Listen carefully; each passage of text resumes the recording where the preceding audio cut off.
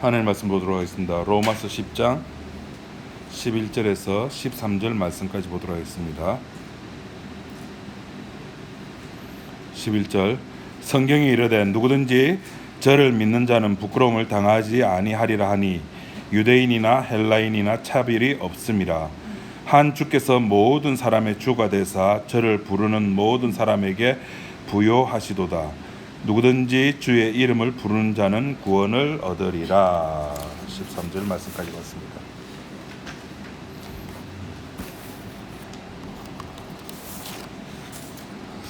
여러분 이해되십니까?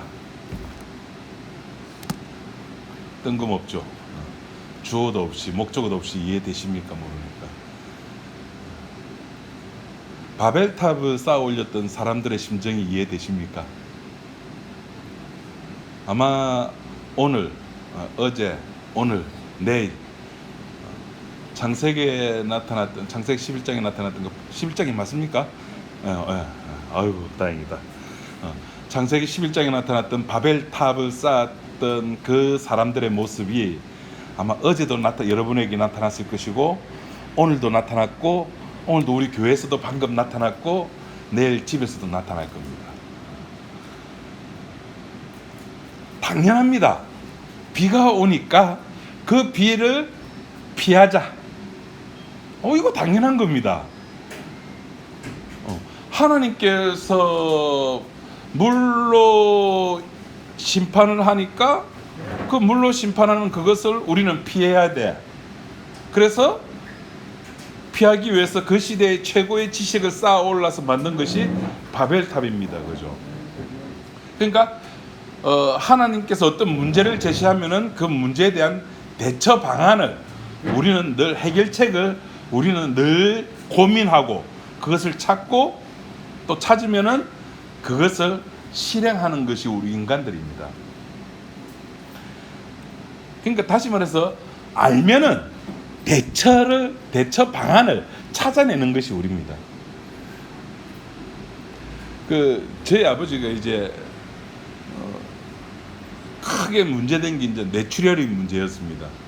근데 다행히 뇌출혈은 멈췄고 지금 상태도 봐서는 뭐 다른 증상 같은 건 없어서 이제 신경외과 쪽은 이제 해결이 되는 것 같아요. 근데 하나가 문제가 뭐냐면은 그때 왜 열이 올랐을까?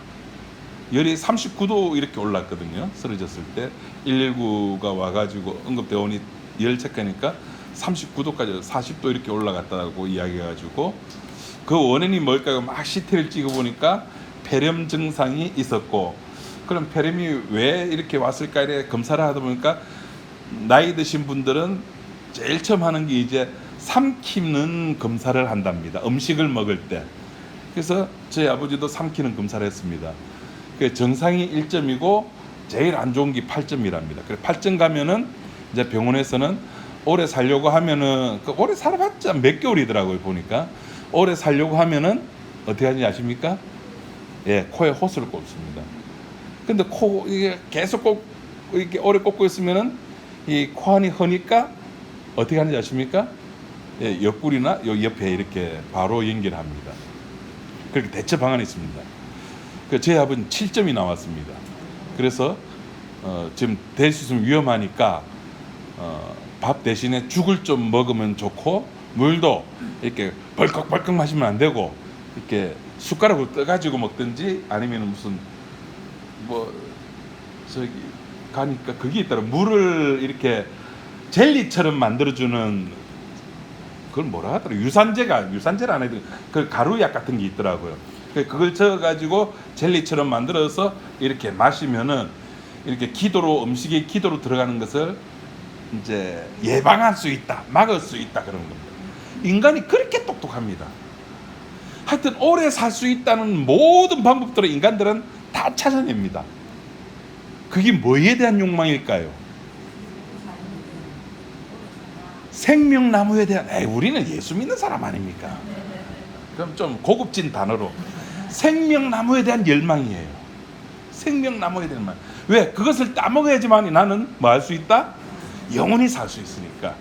근데 하나님은 쭉 짜고 그걸 막고 있습니다. 뭐로 막고 있습니까? 예. 그냥 화연금이 아니라 두루 도는 화연금.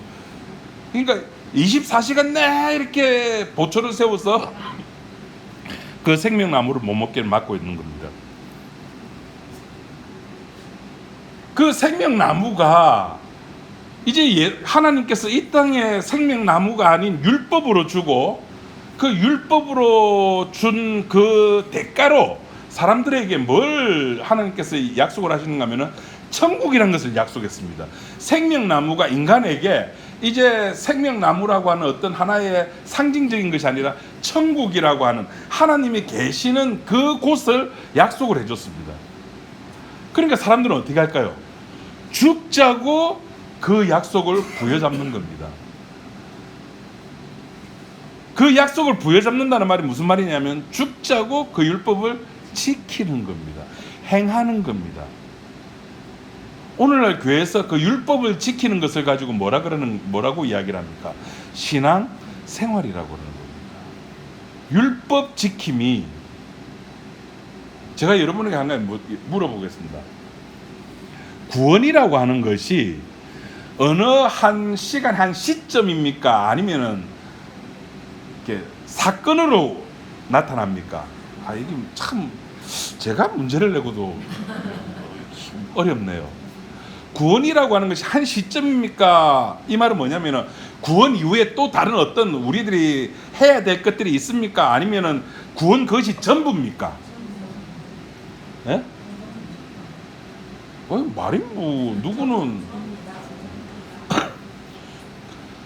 구원이라고 하는 것은 그것이 전부잖아요.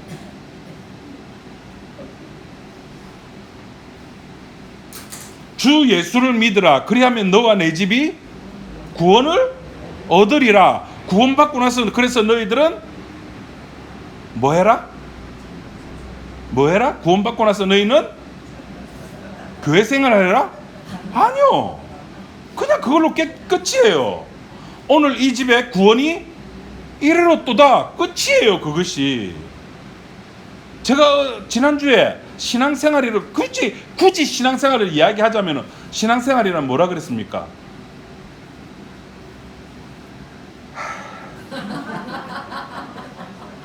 여러분 집에 가가지고 자녀들 손자 손녀들 공부 못한다고 뭐라 하지 마십시오. 지난주에 말씀드렸어요. 신앙생활이란 보내심을 받은 분이 뭐 하는 것이 신앙생활이었습니까? 역시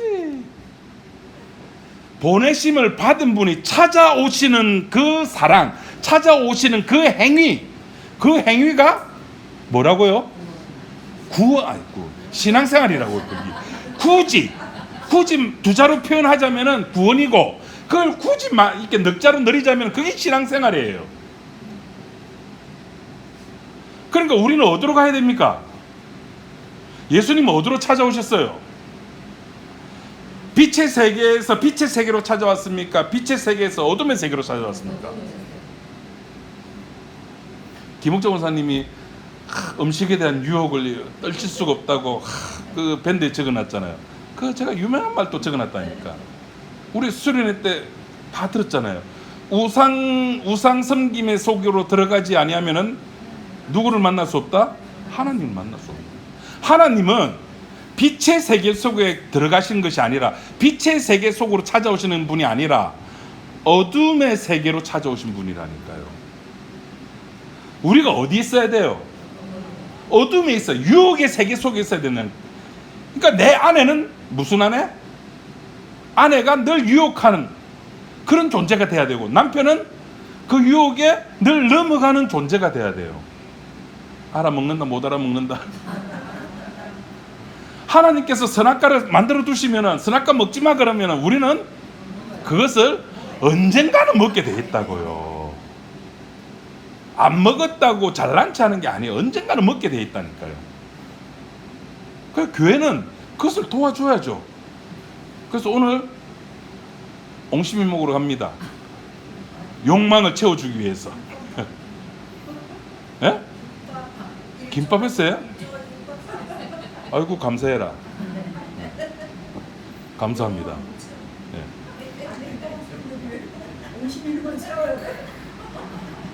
뭐 이걸로 채우나 저걸로 채우나 뭐 채우기만 하면 되죠 뭐.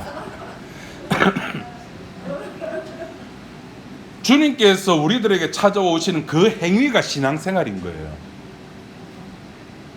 우리는 한 것이 없어요, 여러분. 오해하지 마. 우리가 교회 와가지고 아이고 죄송합니다.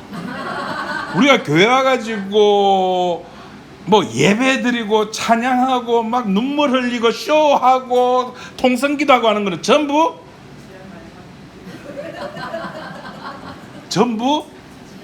네. 저는 그런 말 안 씁니다. 저는 괜찮은 목사이기 때문에. 쇼를 하는 겁니다.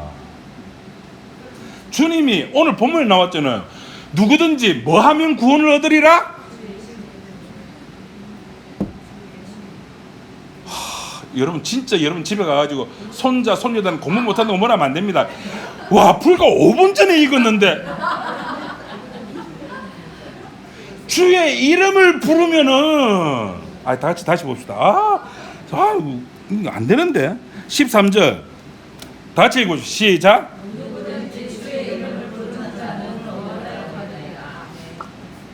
뭐 하면 구원을 받으리라?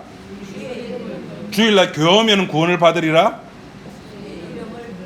교회 와서 예배 드리면 구원 받으리라? 아니잖아요. 주의 이름을 부르면 구원 받는다니까요. 근데 이 사실을 교회가 아주 못됐어요. 교회가 싹 끼어들어가지고 다단계를 해버리는 거야. 천국 가고 싶어? 교회에서 청소해, 봉사해, 예배드려, 전도해, 선교해, 뭐해. 또 사람들이 어찌나 거기 또 잘 빠져드는지. 여러분 다 전과자들이에요. 전과 다 들고 있잖아요. 어떤 사람은 선교에 미치고, 어떤 사람은 전도에 미치고, 어떤 사람은 봉사에 미치고. 저희 아버지라고 말은 안 했지만 새벽기도에 미치고. 이제 한 달 남았습니다. 9월 한 달 남았습니다. 죽겠습니다.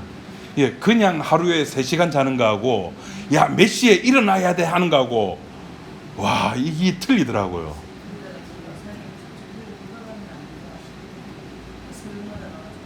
아마 여러분 삶에 아마 좀 한 달간 좀 괴로운 일이 많이 발생될 겁니다. 신앙생활이라고 하는 것은 주의 이름을 부르는 거예요. 왜 거기에 교회 생활을 집어넣으려고 그러십니까? 이제 큰일 났다. 이제 다음 주 이제 아무도 안 온다. 추석이라서 또 다 안 오실 거야. 주의 이름을 부르면 됩니다. 여러분 주의 이름 부르는 게 없어 쉬운 것 같죠? 세상에서 제일 어려운 게 오늘 본문에 나와 있는 겁니다. 13절 누구든지 주의 이름을 부르는 이것이 세상에서 제일 힘든 겁니다.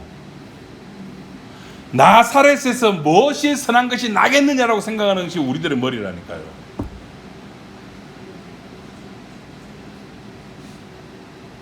나는 아닌데? 아니요. 우리가 바벨탑 짓을 하고 있잖아요. 그 사람 짓을 이해를 한다니까요.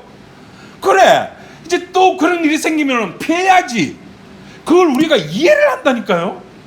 그 사람들이 바벨탑을 쌓는 것을 우리가 아멘하고 있다니까요.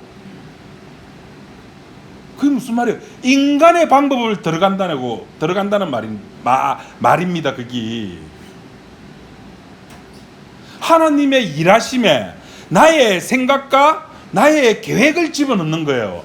하나님은 이 대한민국 역사를 모르시잖아. 대한민국의 습성, 동방예의지구 이런 거 모르잖아. 한국 사람에게는 한국 사람에게 맞는 전도의 방법이 있고, 아마존에 있는 사람은 아마존에 맞는 사람의 전도 방법이 있고, 아프리카는 아프리카대로. 그게 우리의 생각이잖아요. 그래서 전도하라고 할 때, 선교사라고 할 때 뭘 가지고 갑니까? 권선님 뭐 어디 많이 가셨잖아요. 갈 때 뭐 빈손으로 가십니까? 뭐 가지고 가셨어요? 예, 요겁니다. 요거. 예, 돈 가지고 가는 거예요. 그게 합리적인 생각이라니까요. 그게 바벨탑 쌓는 건데 이해가 된다. 그래서 우리 교회에서 뭐 합니까? 뭐 내셨어요 여태까지? 선교, 헌금. 선교가 돈으로 된대요. 와, 그게 복음입니까? 선교가 돈으로 되는 게 복음입니까? 주의 몸이 돈으로 건축된대요. 그게 교회입니까?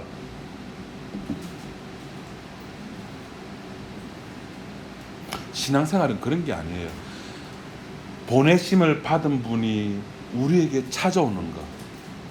그래서 누가복음 15장에 제 갈 길로 간 양을 누가 찾아오십니까? 주님이 찾아오시는 거예요. 그게 신앙생활이에요. 주님이 찾아와가지고 그 길 잃은 어린 양을 어떻게 하십니까? 들쳐매고 집에 가자, 집으로 가자. 누가 좋아한다고요? 하늘에서 난리 납니다. 한 마리 잃어버린 양 찾았다고. 그것이 뭐예요? 회개잖아요. 회개. 그래서 회개는 누가 하는 거다? 주님이 하시는 거라고요. 우리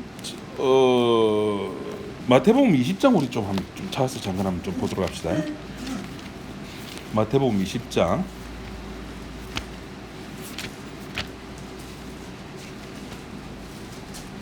마태복음 20장 찾는데 15초 이상 걸리면 조금 그렇습니다. 몇 페이지죠? 예, 32쪽. 마태복음 20장 1절부터 우리 한번 보도록 합시다. 천국은 마치 품꾼을 얻어 포도원에 들어 보내려고 이른 아침에 나간 집주인과 같으니, 천국은 뭐와 같다? 집주인과 같습니다. 이 집주인은 어떤 성격을 가졌다? 포도원 품꾼을 구하는 집주인이라. 그게 천국입니다. 그 천국을 설명하는데 2절. 그 주인이 저가 하루 한 데나리온씩 품꾼들과 약속하여 포도원에 들여보내고 또 제3시에 나가보니 장터에 놀고 섰는 사람들이 또 있는지라. 저희에게 이르되 너희도 포도원에 들어가라. 내가 너희에게 상당하게 주리라 하니, 저희가 가고 제6시와 제9시에 또 나가 그와 같이 하고 제11시에도 나가보니 섰는 사람들이 또 있는지라. 가로되 너희는 어찌하여 종일토록 놀고 여기 섰느뇨. 가로되 우리를 품꾼으로 쓰는 이가 없음이니이다. 가로되 너희도 포도원에 들어가라 하니라. 저물매 포도원 주인이 청지기에게 이르되 품꾼들을 불러 나중 온 자로부터 시작하여 먼저 온 자까지 삭슬 주라 하니, 제11시에 온 자들이 와서 한 데나리온씩을 받거늘 먼저 온 자들이 와서 더 받을 줄 알았더니 저희도 한 데나리온씩 받은지라. 받은 후 집주인을 원망하여 가로되 나중 온 이 사람들은 1시간만 일하였거늘 저희를 종일 수고와 더위를 견딘 우리와 같게 하였나이다. 주인이 그중 한 사람에게 대답하여 가로되 친구여, 내가 내게 잘못한 것이 없노라. 내가 너와 한 데나리온이 약속하지 아니하였느냐. 내 것이나 가지고 가라. 나중 온 이 사람에게 너와 같이 주는 것이 내 뜻이니라. 이렇게 되어 있습니다. 여러분, 여기서 신앙을 뭐라고 표현하고 있습니까? 지금 예수님께서는 포도원 품꾼이 포도원 들어가가지고 일하는 것을 신앙으로 이야기하는 것이 아닙니다. 내 것을 가지고 너에게 주는 것, 내 것을 가지고 예수님 것을 가지고 주인의 것을 가지고 너한테 주는 것. 그러면 받는 사람은 그렇게 생각할 거야. 내가 일을 했잖아. 일을 했잖아. 일한 대가잖아. 일한 대가는 뭐다? 삭시다. 그러니까 천국 가는 거 삭시다. 이렇게 생각할 수 있어요. 그런데 제가 읽었잖아요. 오늘 여러분들이 오해하실까봐 읽었잖아요. 뭐 하는 사람들이었습니까? 9시, 12시, 3시, 5시 요 사람들이 뭐 하는 사람들이었습니까? 주인을 못 찾아서 놀고 있는 자들이었다고요. 놀고 있는 자들. 다시 말해서 지옥에 가 있는 자들이라니까. 쉽게 말해서 뽑았잖아요. 은혜잖아요.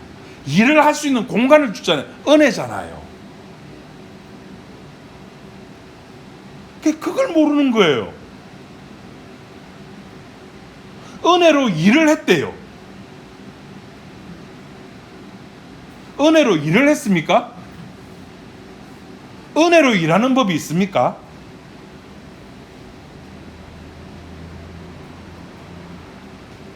우리 예수 믿는 교회 다니는 사람들이 예수 믿고 나서 구원받고, 제가 질문인 게 구원이 시점의 문제입니까? 사건의 문제입니까? 물었던 것이 제가 이 이야기를 하고 싶어서 그래요. 구원이란 것은 시점 개념으로 바라보다 보니까 구원받고 나서 이제 내가 뭔가를 해야 될 것이 있다라고 생각하는 거예요. 아니요, 성경이 오늘 로마서도 그렇고 앞에서 로마 10장에서 이야기했던 것이 아니라고요. 주의 이름을 부르는 거라고요. 그냥 은혜로 주의 이름을 부르는 거. 주는 그리스도시요 살아계신 하나님의 아들입니다라고 고백하는 거라고. 그게 신앙생활이라고요.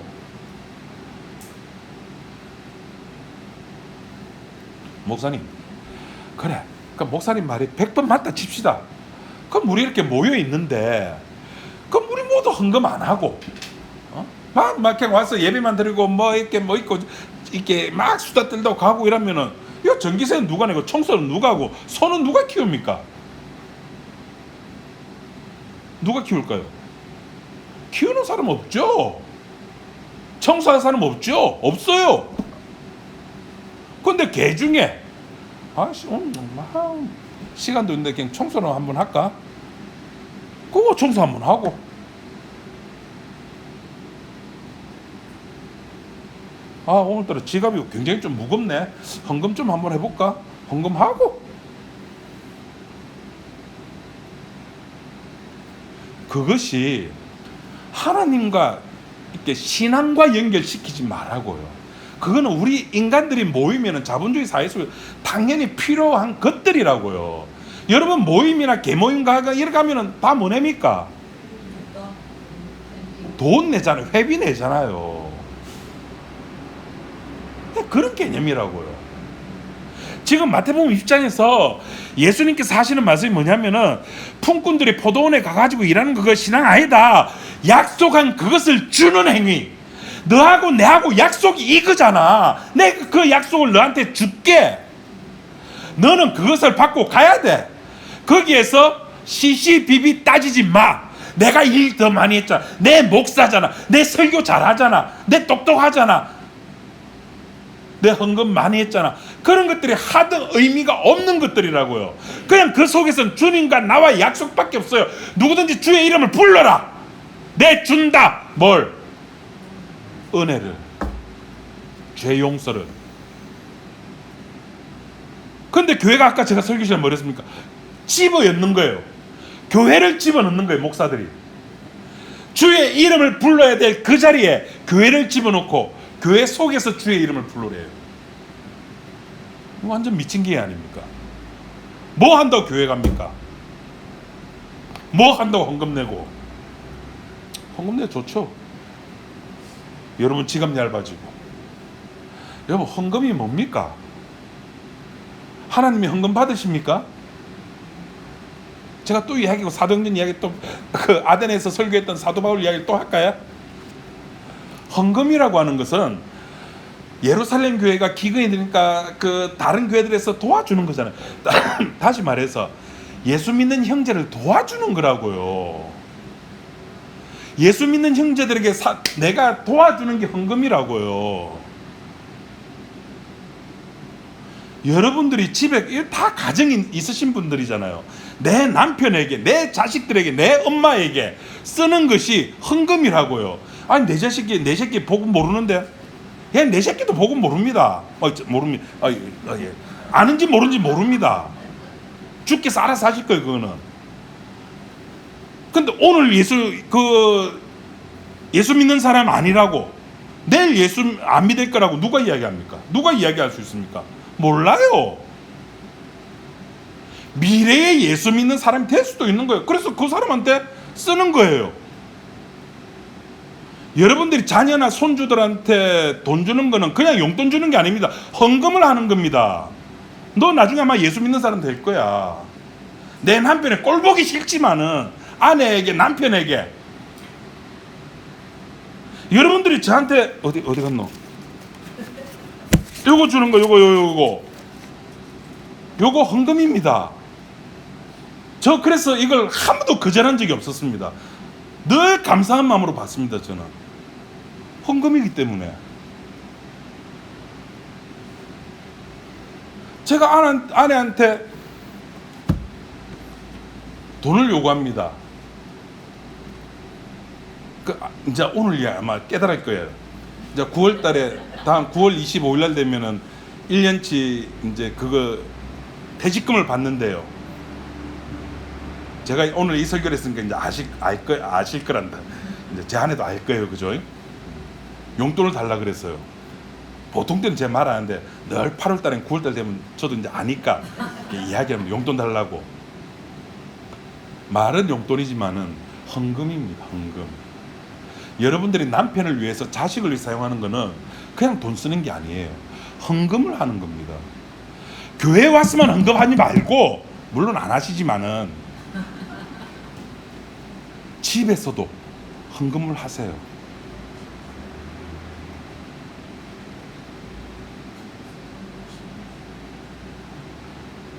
약속한 것이 신앙이에요. 그 외의 것들은 그냥 교회에서, 그리스도 안에서 전부 다 이게 아는 사람이, 그러니까 소위 말해서 한국에서는 한국인의 정이 있잖아. 그래서 아프면 찾아가주고, 기도도 해주고, 이야기도 해주고, 들어도 주고, 또 때로는 안 맞으면 좀 지지고 볶기도 하고. 근데 중요한 거는 지지고 볶든 뭐를 하든지 간에 그 모두가, 그 전부가 누구와 묶여져 있다? 누구와 묶여져 있습니까? 교회와 묶여져 있는 게 아니잖아요. 십자가와 묶여져 있다고요. 우리는 교회 바라보고 나온 게 아니잖아요. 주의 이름을 보고 나왔다고. 주의 이름을. 누가복음 17장 우리 한번 보도록 합시다.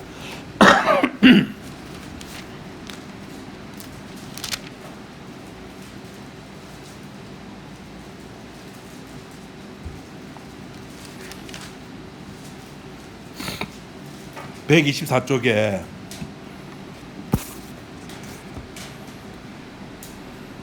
(17장 1절) 예수께서 제자들에게 이르시되 실족케 하는 것이 없을 수 없으나 있게 하는 자에게는 화로다. 저가 이 작은 자 중 하나를 실족케 할진대 차라리 연자맷돌을 그 목에 매이우고 바다에 던지우는 것이 나으리라. 너희는 스스로 조심하라. 만일 내 형제가 죄를 범하거든 경계하고 회개하거든 용서하라. 만일 하루 7번이라도 내게 죄를 얻고 7번 내게 들어와 내가 회개하도록 하거든 너는 용서하라 하시더라. 사도들이 주께 여짜오되 우리에게 믿음을 더하소서 하니 주께서 가라사대 너희에게 겨자씨 하늘만한 믿음이 있었다면 이 뽕나무들어 뿌리가 뽑혀 바다에 심기우라 하였을 것이요. 이거 우리가 잘 알고 있는 내용이지 않습니까? 우리가 죄인인 이유가 여기 나옵니다. 주께서는 7번씩, 하루에 7번이라도 뭐하라? 용서하라는 거예요. 야, 여기에 마태복음 70분에 7번 이렇게 또 나오죠. 끊임없이 용서해 주라는 이 용서에 대해서 네, 제가 그렇게 하겠습니다라고 말할 수 있는 사람이 있습니까? 여기서 용서는 그냥 내가 잊어먹는 것이 아니에요. 그냥 그 사람이 지었던 그 죄에 대해서 모든 것을 탕감해 주는 거죠. 탕감해 주는 용서를 이야기하는 겁니다. 우린 용서를 못해요. 그냥 그 앞에서 인간적으로 그냥 웃으면서 괜찮아 나도 이 잔 먹었어. 이 잔 먹기는 개뿔 다 쌓아놓고 있는데 우리 어머니분 그렇더라고요. 다 쌓아놓다가 어느 시점 되면 빵 터져버리는 거죠. 아, 이 여자가 한을 품으면 어우 진짜 무섭더라고요. 용서를 못하니까 우리는 죄인이니까 여기 5절에 제자들이, 사도들이 뭐라고 예수님께 요청합니까? 아, 그런 거 우리 못합니다. 내 못하는데 예수님 나에게 믿음을 좀 더해 주세요. 그러니까 예수님이 뭐라고 이야기합니까? 그냥 그래 이렇게 하면 믿음이 생겨 이러면 될 건데 뭐라고 이야기합니까? 너희들이 겨자씨만한 믿음. 겨자씨가 작더라고요. 인터넷 찾아보십시오. 뭐 굳이 또 이스라엘까지 가가지고 겨자씨 보고 그럴 필요 없어. 요새 뭐한다면 그 아침 다 나오는데 그죠? 그 실제로 찍은 걸 보고 싶으면은 유튜브에 들어가면은 그 사람 여행가지인가 하여튼 그 여행 유튜버들이 진짜 세계 각국 다니면서 찍은 사진 그 영상들이 있어요. 그 이스라엘 편 한번 찾아서 보시기 바랍니다. 그러면 그 현재 우리가 성지라고 생각했던 그 모습들이 이렇게 막 영상으로 잘 보여져 있습니다. 겨자씨만한 진짜 작아요. 하여튼 작습니다. 여러분들이 생각하는 것보다 더 작은 씨입니다. 겨자씨만한 믿음이 있으면은 뽕나무가 들어서 빠진다는 겁니다. 이 말은 지금 우리들에게 이런 믿음이 있다 없다? 없다는 겁니다. 이거 참 재미있는 제가 그 설교를 들은 것이 옛날에 우리는 기도를 하고는 그 기도에 대해서 믿음이 없대요. 그게 무슨 말인지 들어보니까 비 안 오기를 그렇게 비 오기를 그렇게 기도했으면 나갈 때 뭘 들고 가야 된다? 뭘 들고 가야 된다? 우산을 들고 가래요. 근데 그것도 안 들고 가면서 무슨 비 오기를 기도? 그건 가짜 기도래요.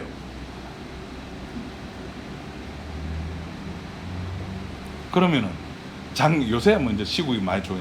작년 재작년 그 코로나라는 놈이 막 문천탱기 할 때 하나님 나 코로나 안 걸리게 해주세요 하고 기도했습니다.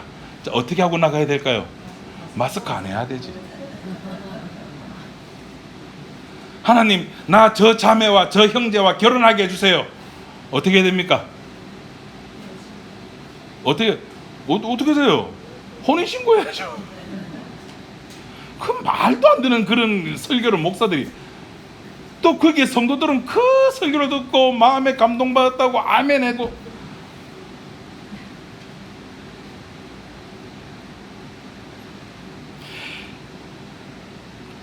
뽕나무가 뽑힌다 안 뽑힌다의 문제가 아닙니다. 너희들은 지금 그럴 만한 믿음조차 없다라는 겁니다. 여기를 하면서 8절 말씀에 또 보십시오. 17장 8절에 뭐라고 이야기하고 있나? 도리어 저들어 내 먹을 17장 8절에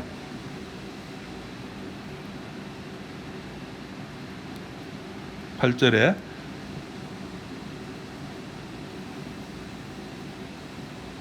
어, 17장, 맞네요. 여기는 이제 무익한 종에 대한 비유가 나옵니다. 7절 말씀부터 보도록 할게요. 너희 중에 네게 밭을 갈거나 양을 치거나 하는 종이 있어 밭에서 돌아오면 저들어 곧 와 앉아서 먹으라 할 자가 있느냐? 도리어 저들어 내 먹을 것을 예비하고 띠를 띠고 나의 먹고 마시는 동안 수정 들고 너는 그 후에 먹고 마시라 하지 않겠느냐? 명한 대로 하였다고 종에게 살해하겠느냐? 이와 같이 너희도 명령받은 것을 다 행한 후에 이르기를 우리는 무익한 종이라 우리의 하여야 할 일을 한 것뿐이라 할지니라. 그 마지막 11절 하반부에 그 색연필 노출 하나 자기 성경책 아니죠. 밑줄 짜.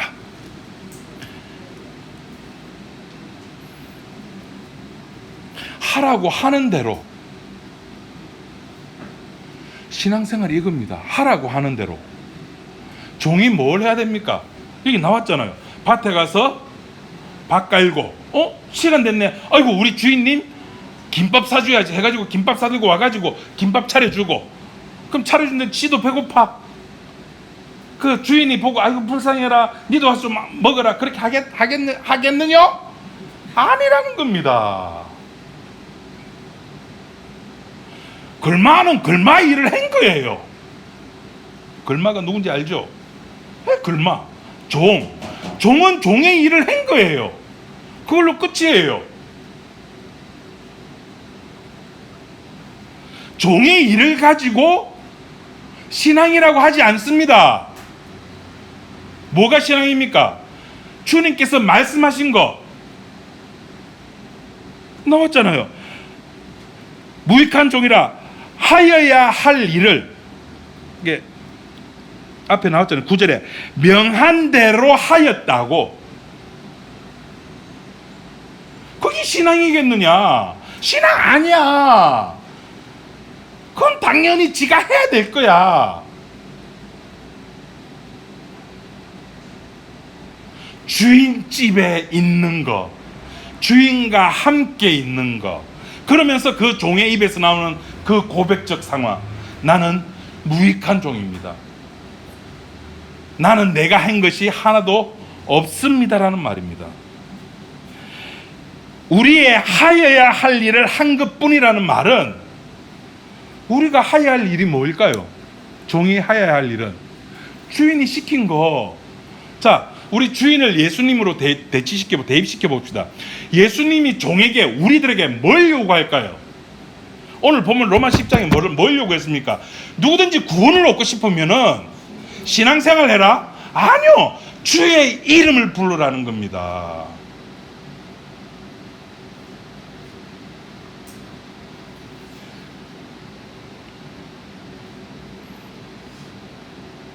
신앙생활이라고 하는 딴 게 아닙니다. 그리스도를 만나러 찾아가는 게 아니라고요. 그분이 찾아오시는 겁니다. 그분이 누굽니까? 보내심을 받은 분이잖아요. 보내심을 받은 분이 찾아오시는 겁니다. 찾아오셔서 뭘 합니까? 우리의 모습을 알게 해주잖아요. 내 속에 있는 내 모습들, 차마 다른 사람한테 말하지 못하는 내 모습들, 그 대표적으로 보여주는 게 마르다 마리아, 자기 오빠 나사로 죽었다고 예수님께 원망하는 그 모습들. 예수님이 여기 계셨다면 우리 오빠가 죽지 않았을 것입니다.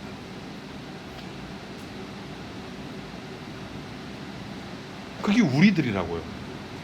우리는 복음을 들을 때 언제나 내 입장에서 받아들여요. 아, 이렇게 하면 은혜 받는데, 은혜 받으면 내 모든 문제가 해결이 된대. 아, 그럼 은혜 받아야지. 그럼 은혜를 어떻게 받지? 아, 목사님 설교 들어보니까 예배 시간에 10분 전에 와야 되는데 맨 앞자리에 앉아야 되는데, 앞자리에 앉으신 분들 복이 있을 겁니다. 저 뒷자리는 저주의 자리. 저는 수련회 갈 때마다 늘 뒷자리에 앉아 있는데, 그게 은혜가 아니라니까요.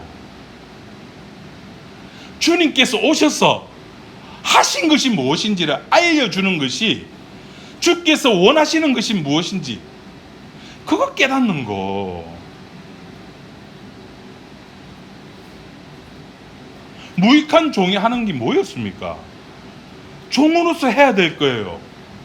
그럼 우리가 예수님의 자녀로서 해야 될 게 뭡니까? 빛의 자녀로서, 빛의 자녀로 살면 되잖아요. 그럼 이제 여기서 문제가, 사람들이 이제 헷갈리지. 그럼 빛의 자녀로 어떻게 살 건데? 그러면서 이제 바울 서신에 나오는 모든 명령법들을 다 끄집어내는 겁니다. 착하게 살아라, 성령의 9가지 열매를 맺어라, 뭐 해라. 예, 맞습니다. 해야 됩니다. 근데 그 기준이 땅의 기준이 아니라고요. 자꾸 땅에서 사용되어지는 언어들과, 제가 오늘 중첩이라 그랬잖아요.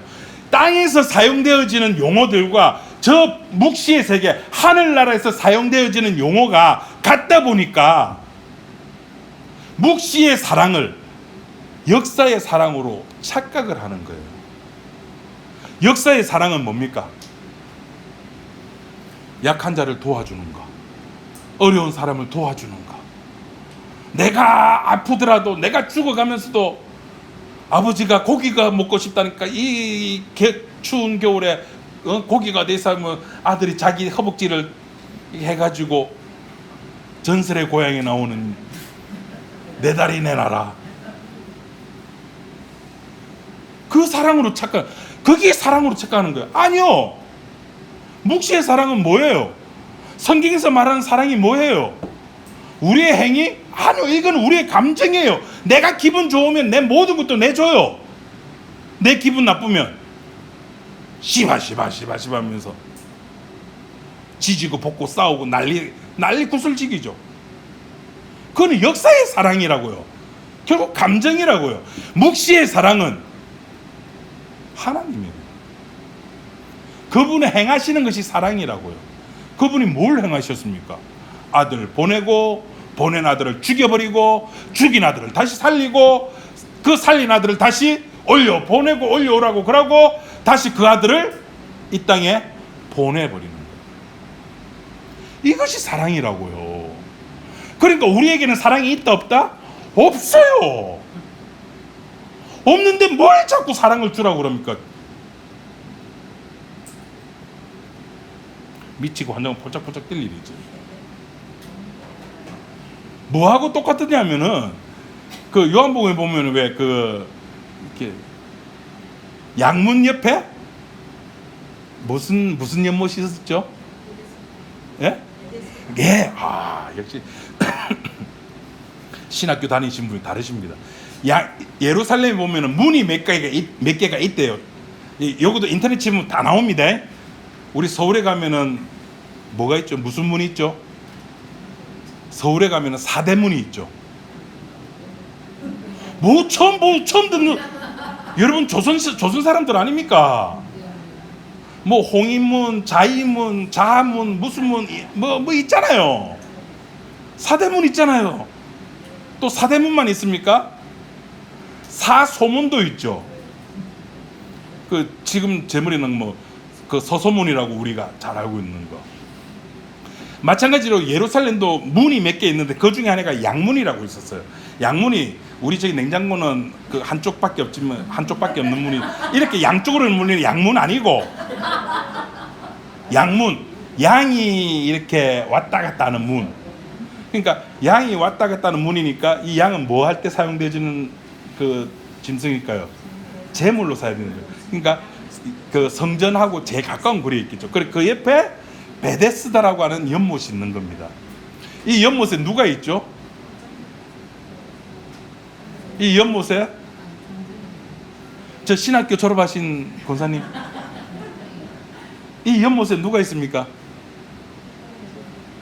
병자들이 있어요.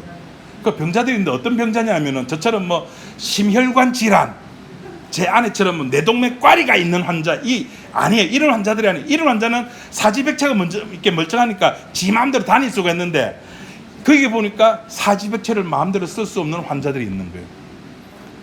그 환자 중에 한 38년 된 환자가 예수님을 보거든. 주여, 저기 베데스다 연못까지 천사가 내려와서 물을 동할 때가 있는데 그때 나를 제일 먼저 넣어주면 내가 내 몸이 낫겠는데. 베데스다라는 뜻은 은혜의 집이라는 뜻입니다. 벳이 히브리어로 집이라는 뜻이고, 헤세드가 지혜, 은혜 이런 뜻입니다. 그러니까 베데스다 하면 지혜의 집, 뭐 벳엘 하면은 벳은 아까 뭐라 그랬죠? 하나님, 집, 엘은 하나님, 하나님의 집. 누가 지었죠? 어떤 지역에 가가지고 누가 이것은 여기는 베델이야라고 지었어요. 누가 그렇게 베델이야 지었습니까? 성경도 안 보고 찬송도 안 부르니까. 그렇죠, 야곱이. 찬송가 불러봅시다. 시작. 야곱이 꿈에서 하나님을 보고 나서 내가 하나님 봤다 해서 베델이라고 지었습니다. 또 베자 들어간 것도 뭐가 있죠? 베들레헴, 떡의 집이죠. 벳이 집이고 들레헴, 그 떡이 히브리 헬라어로 갑자기 생각이 하여튼 그래요. 근데 재밌게 요한이 그 요한복음을 쓰면서 거기에 모여있던 환자들이 전부 다 사지백체를 쓰지 못하는 자들이에요.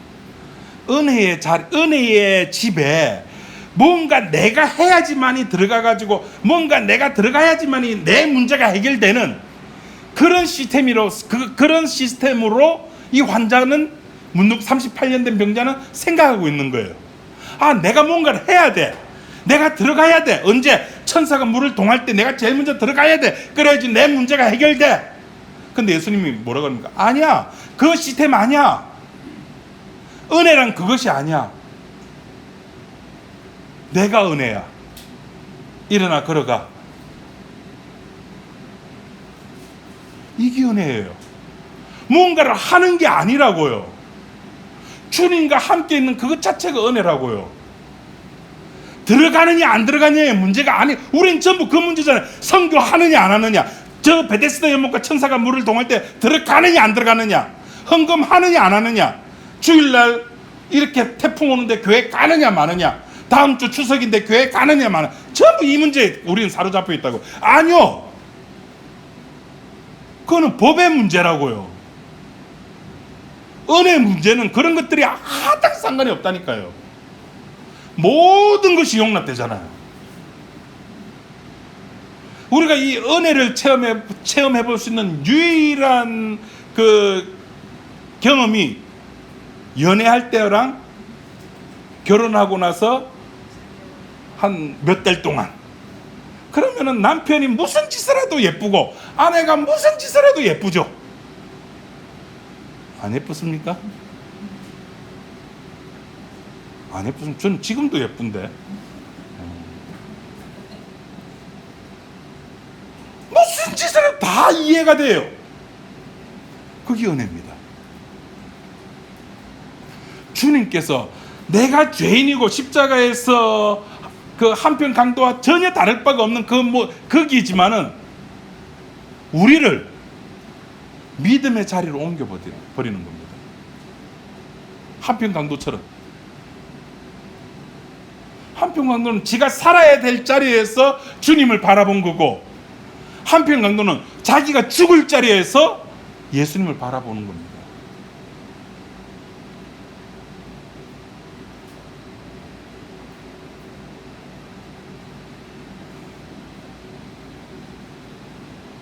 예수님을 주라고 시인하라고 성경 로마서 10장에 나와 있는데 못하죠.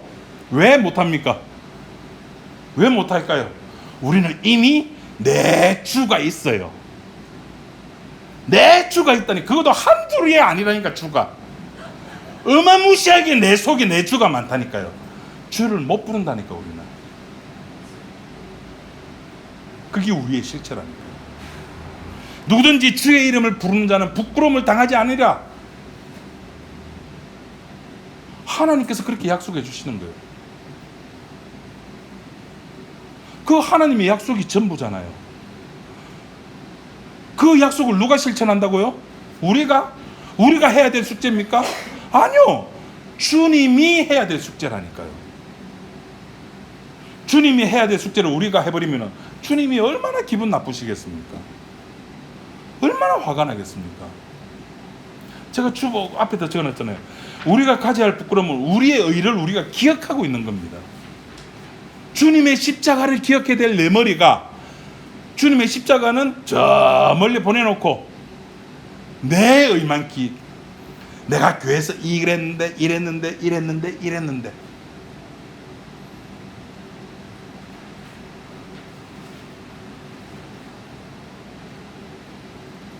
구원이라고 하는 것은 이 땅에서 고통스럽게 살다가 죽으면 천국 가는 거야. 아니요, 이건 우리 쪽에서의 구원에 십자가 한편 강도처럼 야 니도 구원하고 나도 구원해, 이건 구원 아닙니다. 구원이라고 하는 것은 약속하신 그분이 그 약속을 성취해내는 것을 구원이라고 그래요.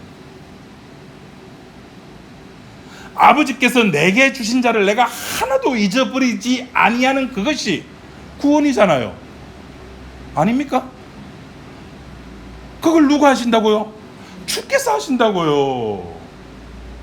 그러니까 주의 이름을 부를 수밖에 없는 거예요. 우리는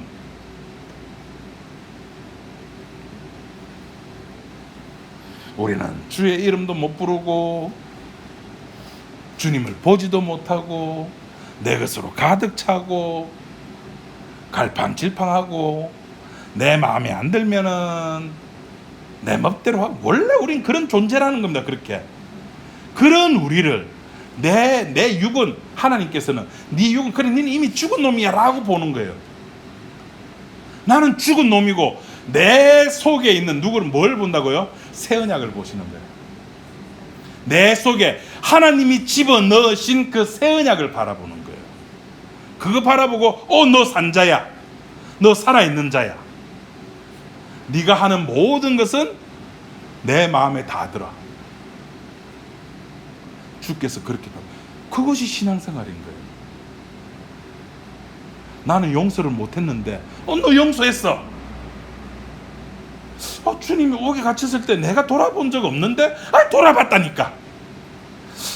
예수님 목, 나는 이창섭 목사님 목 마를 때 내가 물을 일어주고 이창섭 목사님 시원하게 마신 적은 있어도 예수님한테 내가 물 준 적은 없는데.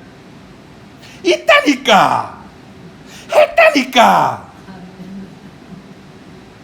기도하겠습니다. 하나님 아버지, 감사합니다.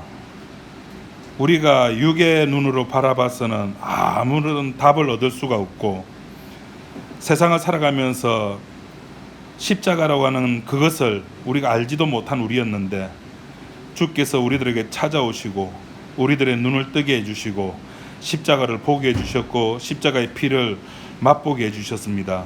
주님, 이 십자가를 우리가 늘 깨달아 알게 하시고 주의 이름을 늘 부르는 우리 지체들이 다 되게 도와주옵소서. 예수님 이름으로 기도드립니다. 아멘.